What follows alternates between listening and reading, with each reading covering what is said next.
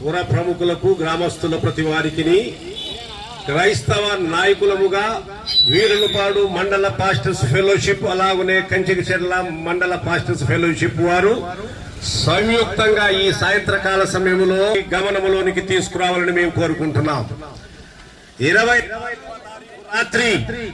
24వ తారీఖు రాత్రి motor cycle మీద నుంచి బుల్లెట్ మీద నుంచి ప్రయాణం చేస్తుండగా రాజమండ్రి దగ్గర ప్రముఖ దైవజనులు తెలుగు 2 రాష్ట్ర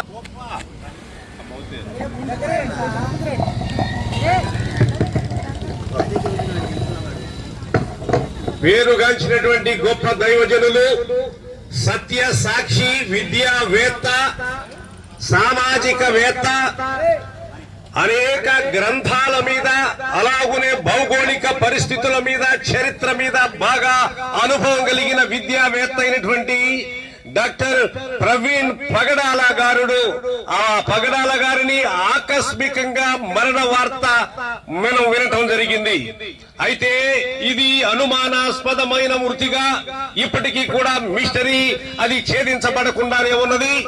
ఒకవైపున దాని గురించి జరుగుతున్నాయి, అయినా గాని ఈనాటికి కూడా ఈ 3 రోజులు అవుతున్న దాని గురించిన సరైనటువంటి సమాచారం అందకపోవటం చేత క్రైస్తవ ప్రపంచానికి కలిగినటువంటి ఈ తీవ్రమైనటువంటి ఈ లోటును ఆయన కేవలం మత ప్రబోధకుడు మాత్రమే కాకుండా ఒక గొప్ప విద్యావేత్తగా ఉండి అనేక మంది, వందలాది మంది అనాథల పిల్లలను చేరదీసి వారిని చదివిస్తూ విద్యాబుద్ధులు నేర్పించి వారు పెద్దవారైన తర్వాత వారికి వివాహములు చేయించుచు అలాగనే వారికి ఉద్యోగ ఉపాధి అవకాశములు కల్పిస్తున్నటువంటి ఒక గొప్ప సామాజిక శ్రేయస్సు కలిగినటువంటి వ్యక్తిని ఆకస్మికంగా మరణము కబలించటం ఇది సాధారణమైన మరణముగా క్రైస్తవ ప్రపంచం భావించటం లేదు.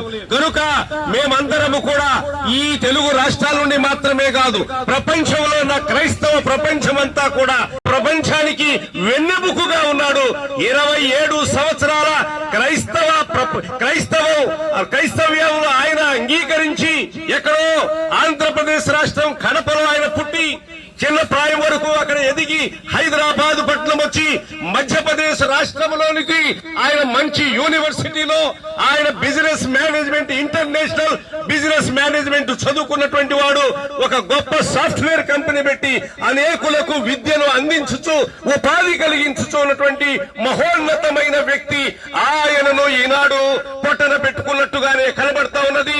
సమగ్రమైన నివేదిక రాలేదు కనుక దాని గురించి మేము మాట్లాడటానికి కొంచెం వెనకంజ వేస్తున్నాం. కానీ ఇది అనుమానాస్పదమైన మృతిగానే భావిస్తూ వారికి న్యాయం జరగాలని మేము కోరుకుంటున్నాం. దానికి సంబంధించే ఈ ర్యాలీని శాంతియుతంగా మేము నిర్వహిస్తున్నామని మీకు మనవి చేసుకుంటున్నాం. క్రైస్తవుల ఐక్య